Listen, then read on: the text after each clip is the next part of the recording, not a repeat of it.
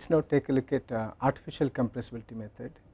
This is one of the early methods for dealing with evaluation of the pressure, specifically for incompressible flow. We will try to list out the method so that we have a clear grip of how the method is done. We will take incompressible flow, unsteady flow, and then we will write down how we solve the corresponding equations, that is a set of the continuity and the 3 momentum equations for the 4 variables u, v, w and p. As we have discussed earlier, we will still retain the x momentum equation for u, y momentum equation for v, w momentum, z momentum equation for w, and we will introduce an artificial compressibility, an artificial relation between density and pressure in order to bring out a pressure from the continuity equation.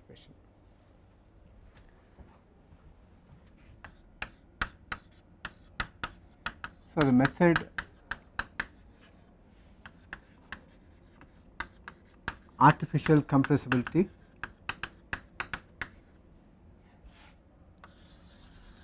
approach for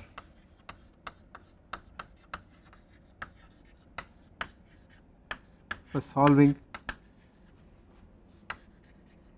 incompressible NS equations, Navier-Stokes equations. So we are writing down the continuity equation in this particular case using rectangular coordinates as dou u by dou x plus dou v by dou y plus dou w by dou z equal to 0. The x momentum equation is dou u by dou t plus u dou u by dou x plus v dou u by dou y plus w dou u by dou z equal to minus 1 by rho dou p by dou x plus nu del square u. Here rho is the density which is constant, nu is the kinematic viscosity, and del square is obviously the Laplacian, which will have 3 terms: del square u by del x square, dou square u by dou x square plus dou square u by dou y square plus dou square u by dou z square.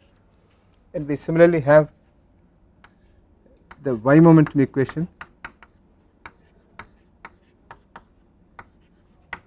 It is always nice to be able to write down these things. W dou u by dou z equal to minus 1 by rho dou p by dou y plus nu del square v. And finally the z momentum equation is dou w by dou t plus u dou w by dou x plus v dou w by dou y plus w dou w by dou z equal to minus 1 by rho dou p by dou z plus nu del square w.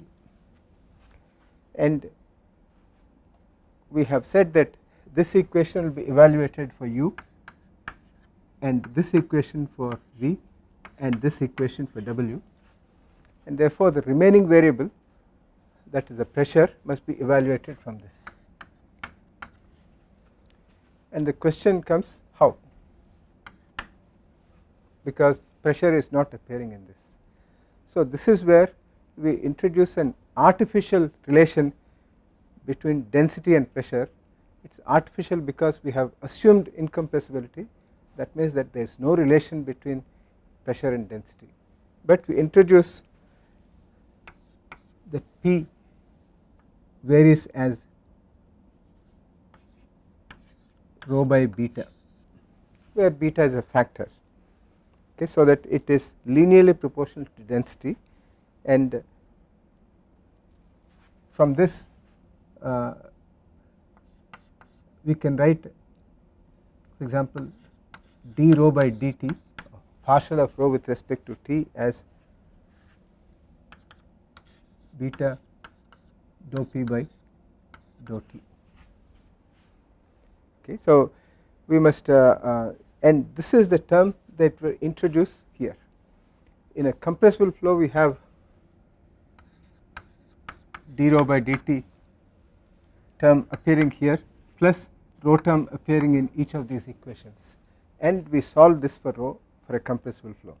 And since in an incompressible flow this term will not appear, but we now introduce this term here and we replace this with beta dou p by dou t.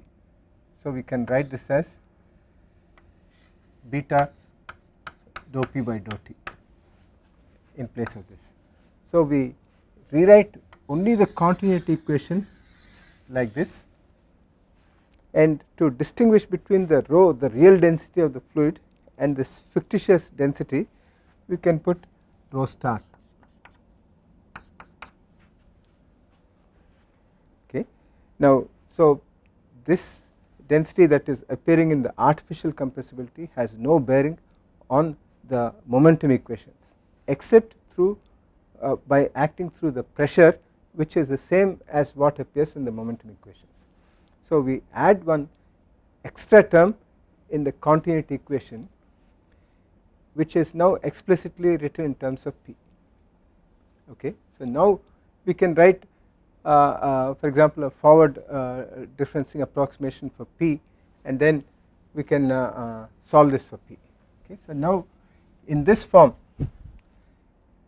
in which the continuity equation is written as beta dou p by dou t plus dou u by dou x plus dou v by dou y plus dou w by dou z equal to 0, is a form with which we are familiar, and we can discretize this equation using explicit, for example explicit forward differencing for the time derivative, and we can use central differencing or upwind differencing as appropriate for these things, and we can write an equation where p I j k n plus 1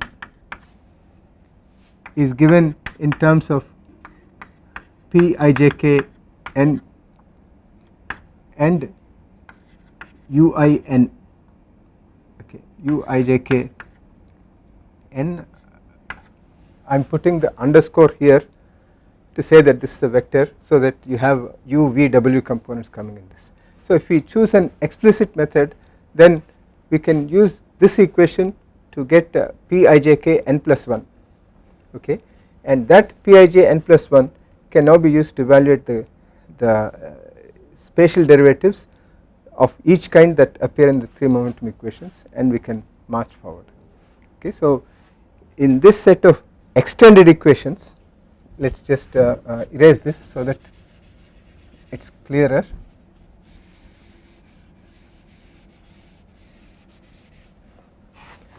So this extended set of equations is what we solve using a conventional method which is applicable for compressible flows. Okay. For example, we have described the McCormack method, and we can use the McCormack method for the solution of these equations, and so this will give us P, and that P will go into this, and then we will be able to solve this, and then this, and then this, and then we can go to the next time step and solve.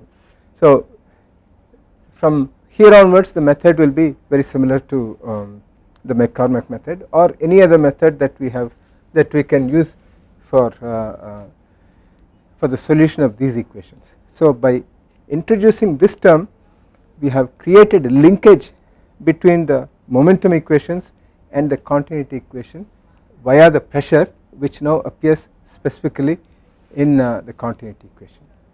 Is it a justified method? Is it possible for us to introduce any term? It is okay as long as we know that it is wrong. Okay, we know that these equations are not the correct equations, but they will be the correct equations when this term disappears. And when will it disappear? Under steady conditions. So this goes to 0 under steady conditions.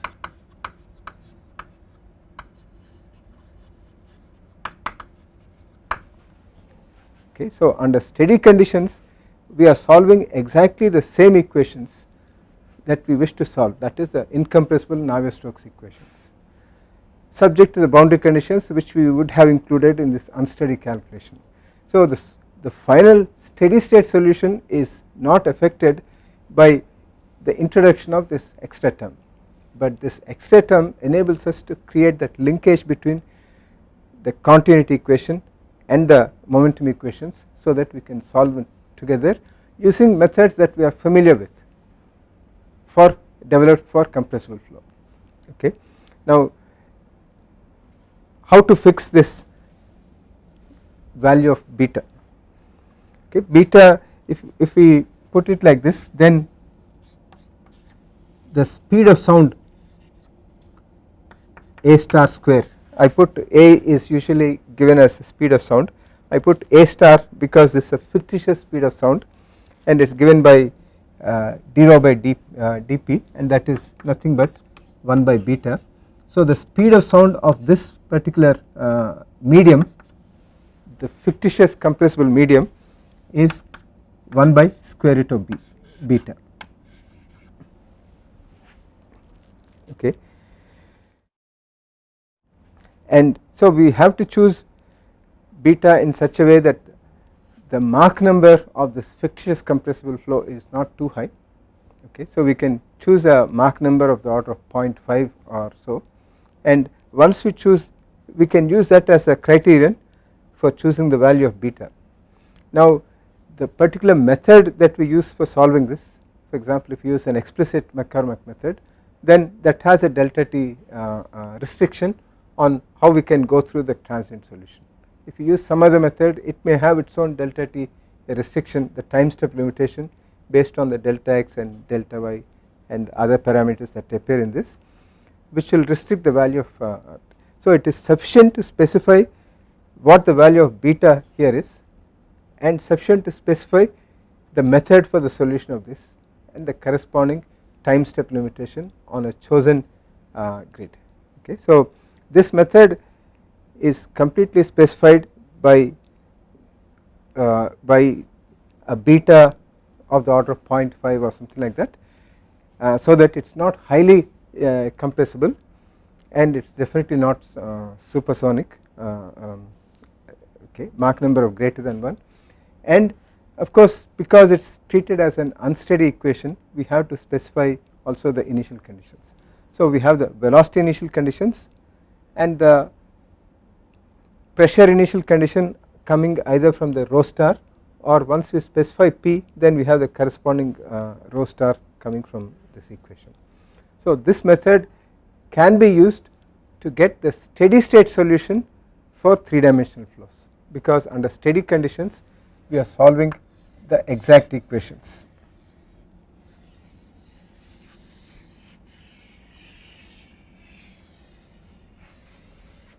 We are solving these equations, and these are exactly the same as the incompressible Navier-Stokes equations, but the way that we get to the steady solution is through this artificial compressibility, which provides us a bridge between the momentum equations and the continuity equation via that pressure which is linked to the artificial density. Okay, so we must make sure that this density here is not the same as rho star, because then that would complicate matters. This is the true density of the incompressible medium, and this is the true kinematic viscosity of the incompressible medium. So that is why this is put explicitly in the form of pressure here, not in the form of density. And we also see that the density term does not appear here. So in this way we can make use of the artificial compressibility method to solve the incompressible Navier-Stokes equations for a steady 3-dimensional flow, and obviously this can also be used for 2-dimensional flow, but this has a restriction that this will not be useful for time accurate methods.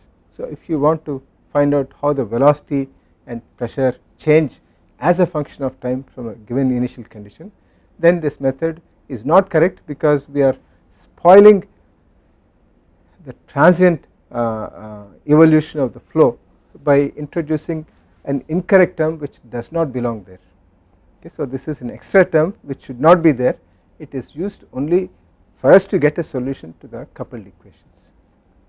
If we want to get a time accurate solution, then we have to use other methods. Otherwise this method is quite popular and it has been used successfully for a number of cases. Now what if we want to do a time accurate solution? So in such a case we can use another approach called the stream function vorticity approach, which again looks at how to evaluate pressure by bypassing it completely. Okay, so let us see how it is done. So we can look at the stream function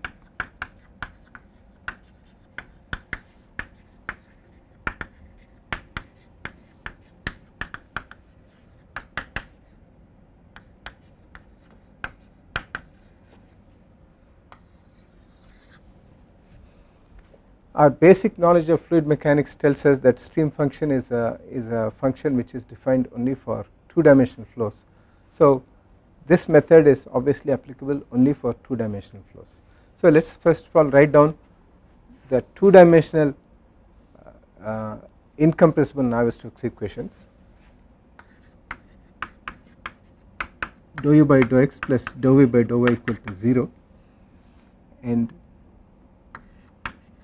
dou u by dou t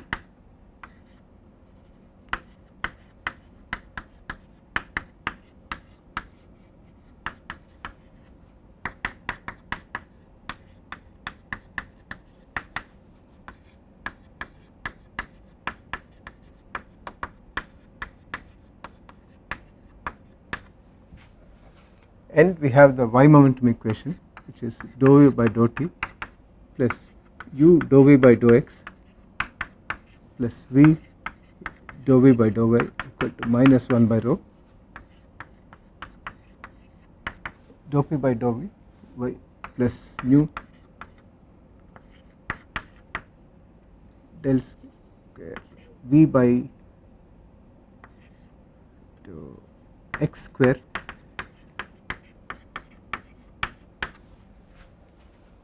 we have three equations A, B and C, and we have three variables u, v and p. Okay, so these are the variables,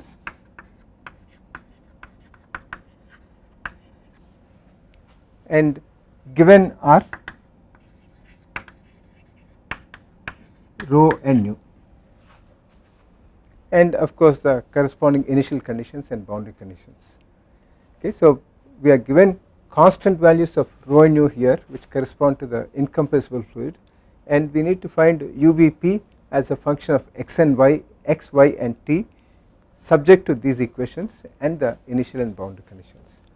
Again this is a variable, this is the equation to solve for u and this is the equation to solve for v, and we have the same old problem of evaluating pressure from an equation which does not contain pressure as a variable. So what we do is that instead of trying to use this to get pressure, we try to eliminate pressure completely. Okay.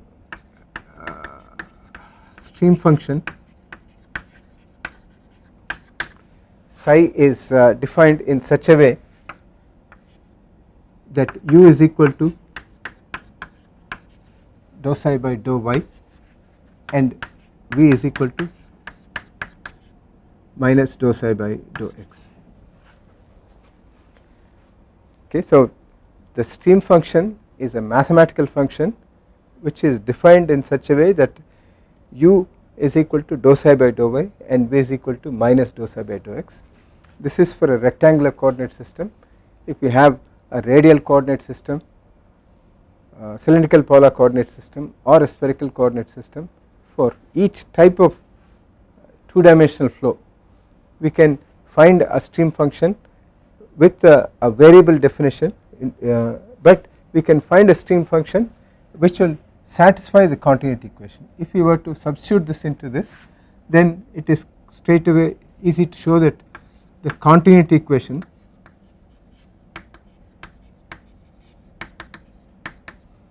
will reduce to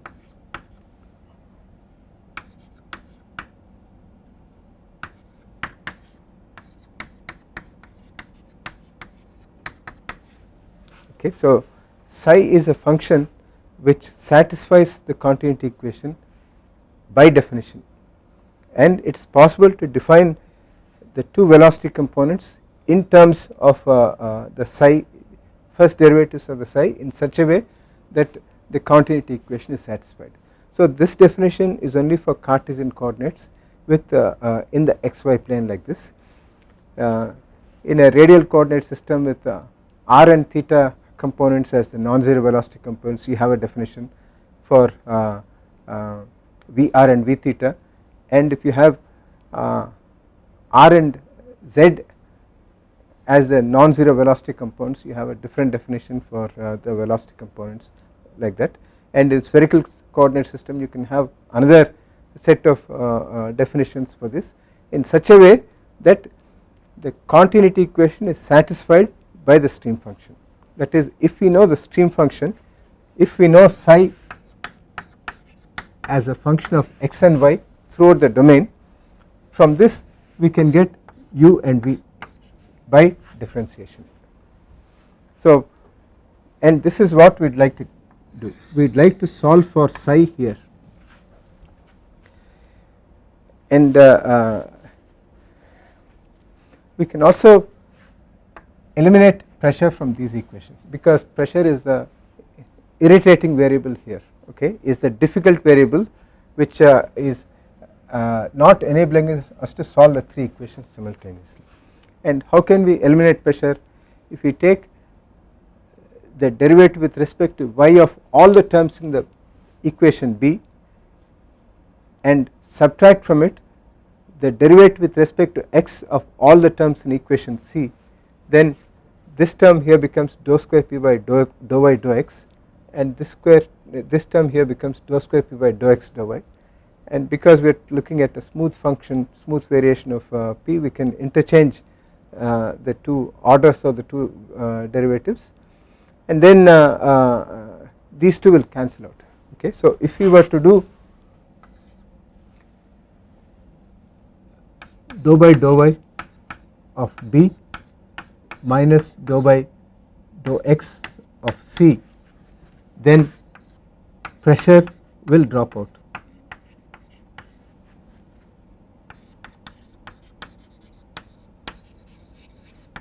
Will cancel out.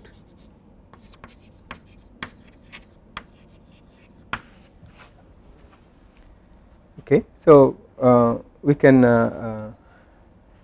derive the whole thing, but we leave it as an exercise, and we can rewrite this combined equation in the form of a vorticity transport equation, which will be like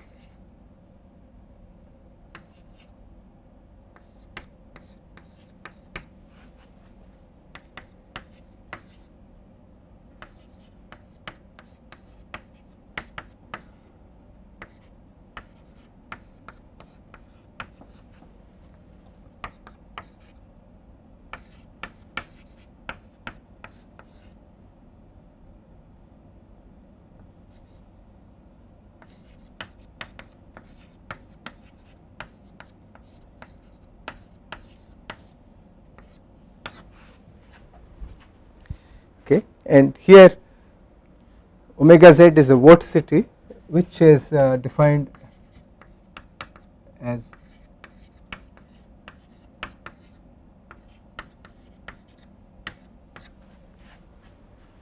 okay. So this is the definition. For example, we can find out the origin of this.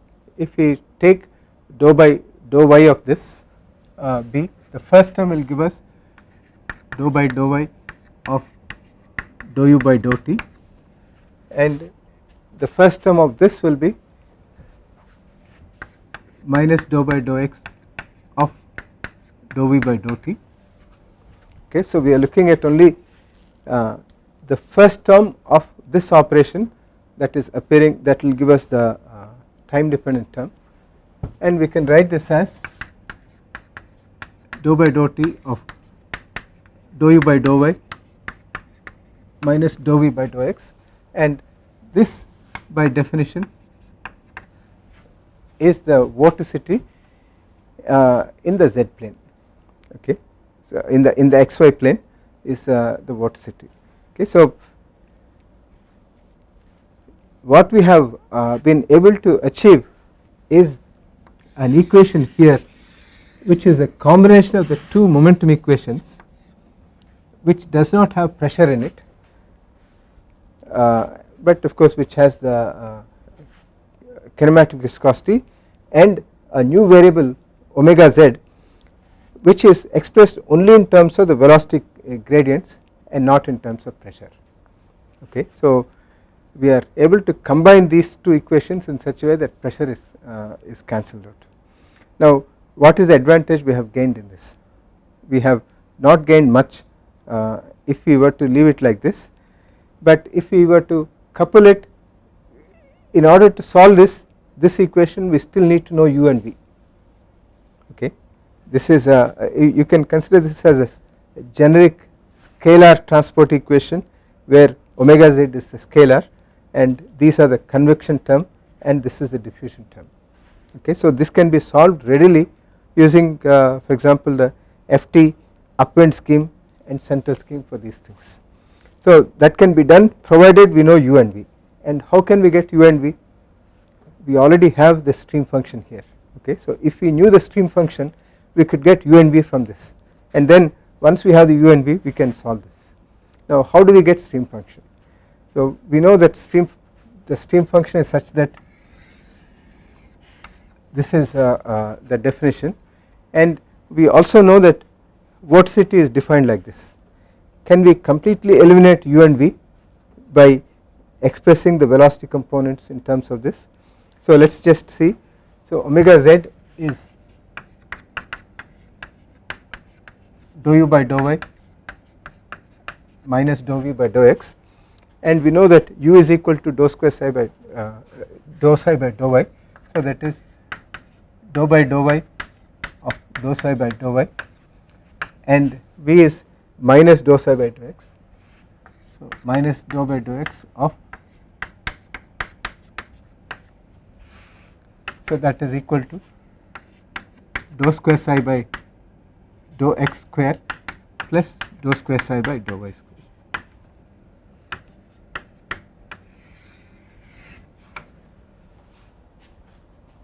Okay, so depending on how we define this u here, we can put a minus sign here and a plus sign here, or either way it is possible. You can have different equations for this. I think this omega z will be dou v by dou x minus dou u by dou y. Okay, so we can put a minus here, and then we can put a minus all the way through here.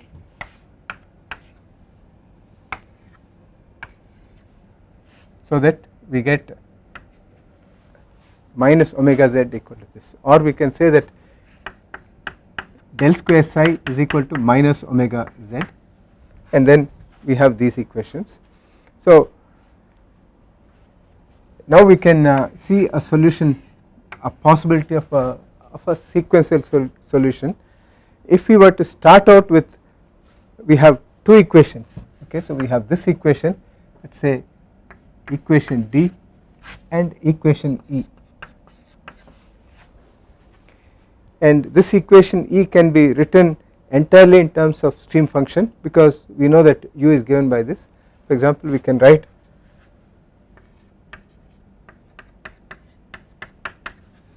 plus dou psi by dou y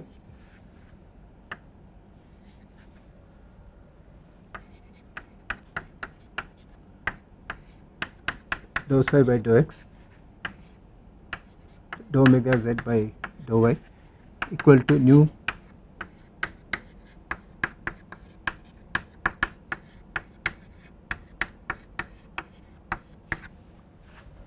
okay. So this is our equation E.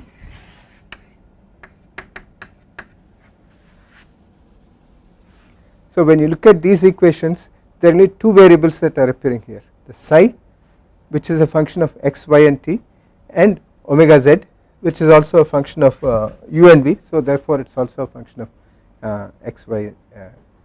Okay, so in this way we have taken these equations here involving 3 variables u, v and p, and we have written in terms of 2 new variables psi and omega z, in which neither the velocity components nor the pressure appear. Okay. So if we are able to solve these things together, then we can get psi and omega z from this, and from psi we can get u and v. Okay. So the idea of the stream function vorticity method is to start with some initial for example initial velocity field as an initial guess from the initial conditions. Okay. Once we have the initial conditions and initial vorticity, we can solve for this, and once we get psi here, from that we can get the u and v, and once we get u and v here, we can solve this equation to get omega z. Okay. So from a known vorticity as to begin with, we can solve this, and then we can solve this equation to get omega z here, and then we can move on in that way. So, and if it is a steady flow that we are interested, then this will disappear, and we can solve these two in an iterative way to get the overall solution. Okay. So we can have either a time evolving method, or a steady flow also is possible in these things. So using these two together, we can get u and v. So we are not directly solving for u and v by solving the momentum equations. We are solving directly, that is using partial differential equations and finite difference approximations. We are solving only for the stream function and vorticity. From the stream function we deduce omega, u and v. Okay. Now what about pressure? How can we get pressure? Because the solution, our solution requires not only u, v but also p, only then we can say that it is a complete solution. So in this particular case, we have combined b and c in such a way that we eliminated pressure. Okay. So that we are able to get the vorticity transport equation. Now we can combine b and c in such a way that we get an explicit expression for pressure in terms of the velocities. So we can do that by in the following way. We can do dou by dou x of b plus dou by dou y of c.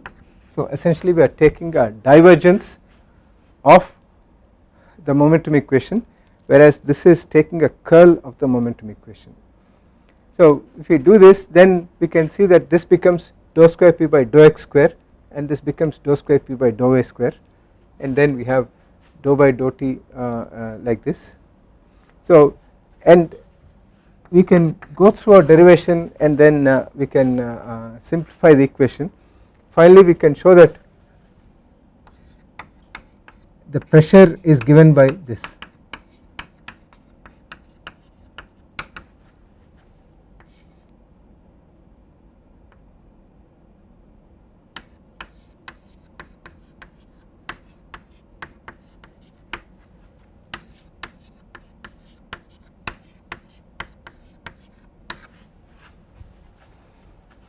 Okay, is there a factor of 2 here?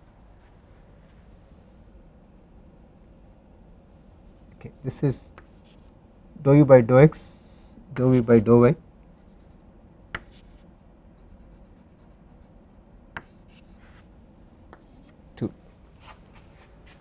Okay, this requires some simplification. Let us just see how the time dependent term gets eliminated. We can take these two terms and see what this divergence operator does to these two terms. For example, so we are taking dou by dou x of dou u by dou t plus dou by dou y of dou v by dou t. So this is, we can write this as dou by dou t of dou u by dou x plus dou v by dou y, and this, the one in the brackets, is equal to 0 from the continuity equation. So this thing goes to 0. Okay. So we can see that when we take the divergence of these two, then the time dependent terms will go to 0. We have to do further more algebra in order to get rid of these things, but it can be done, it has been done, and we can derive an equation for pressure like this. Let me just put this clearly.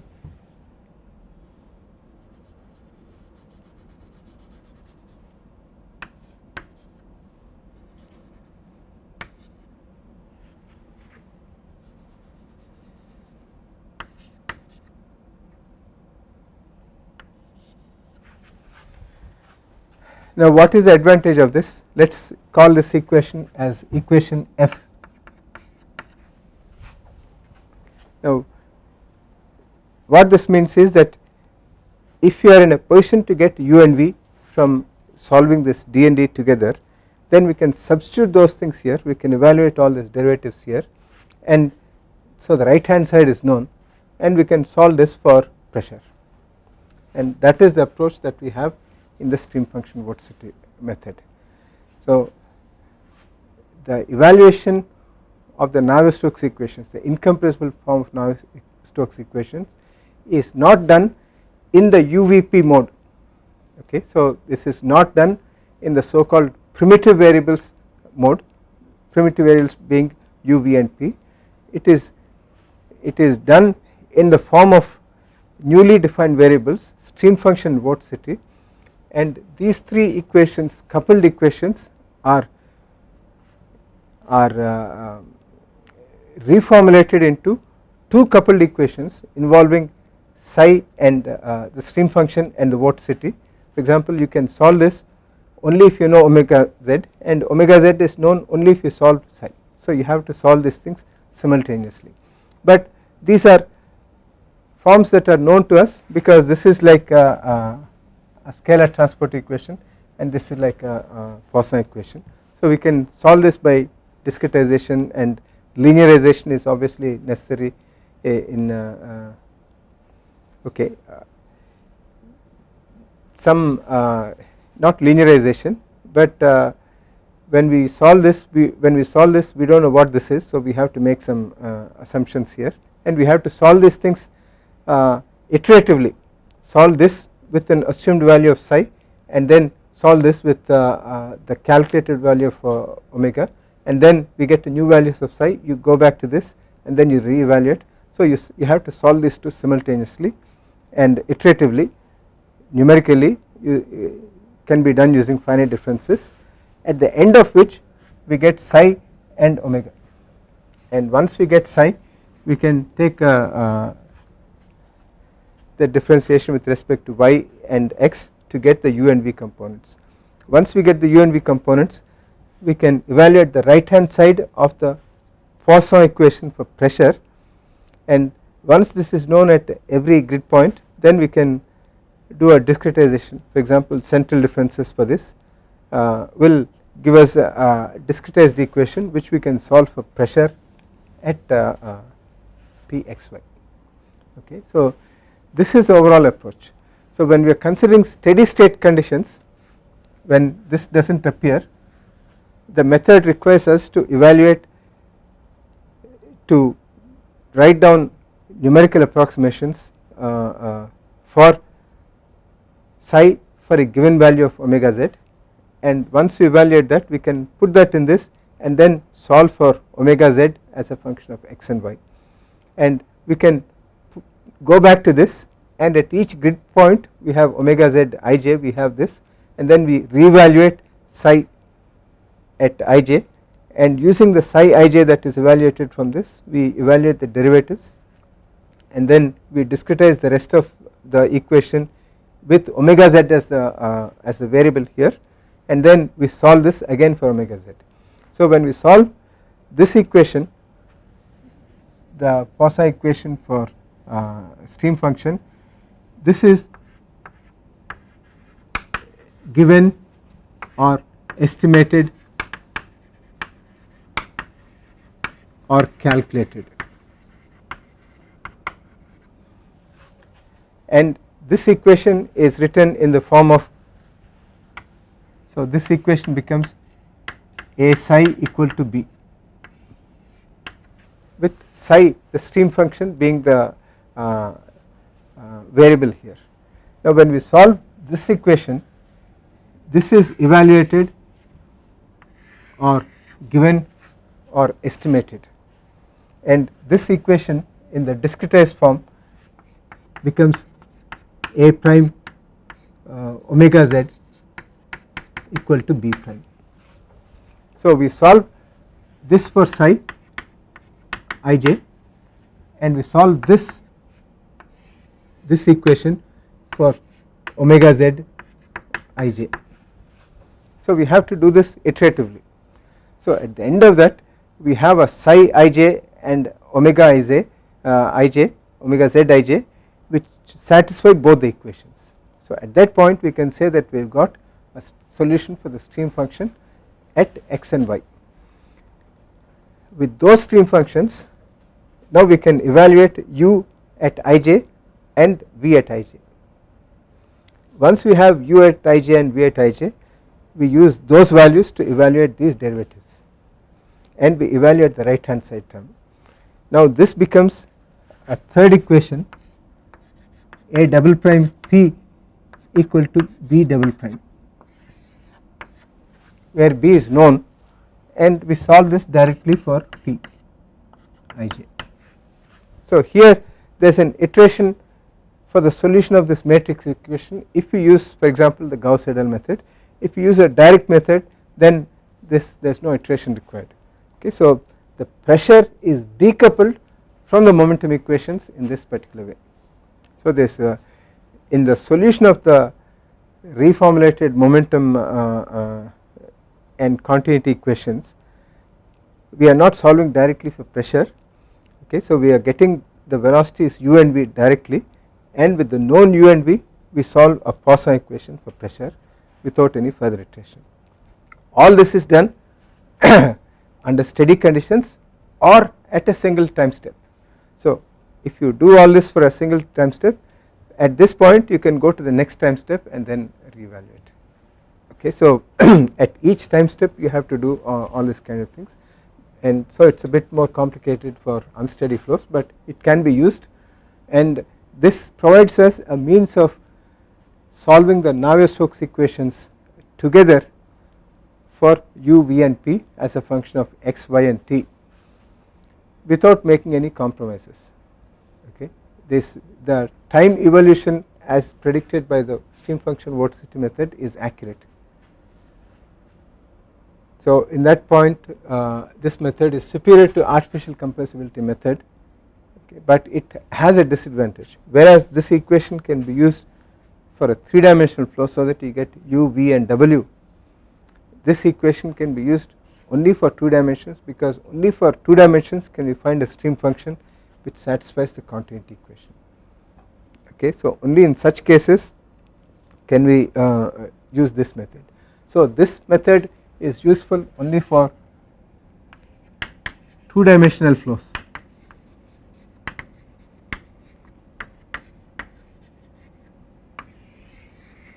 And it can be used for steady or unsteady.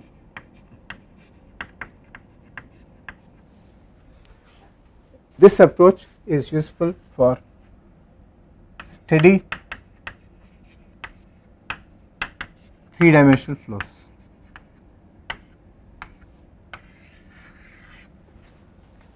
This method draws upon the compressible flow methods, whereas here we are not making any statement about compressibility at all. We are just looking at the reformulated equation as a Poisson equation for stream function and Poisson equation for pressure. In this particular case it is given in terms of explicit quantities on the b side, on the right hand side, whereas here the Poisson value coming here is an unknown, it is linked to the transport equation for vorticity. Okay, so in that sense here we are not invoking compressibility at all. Both the methods have been applied and they are applied for a number of cases, but they both have limitations in terms of what kind of flows we can apply them to. So in the next lecture we look at a more generic method which does not have either the time step, the time limitation, unsteady limitation associated to the artificial compressibility method, or the 2-dimensional flow limitation only associated with the stream function vorticity method.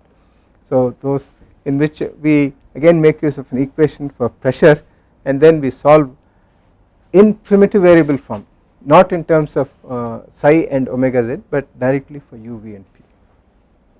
So that is it for now.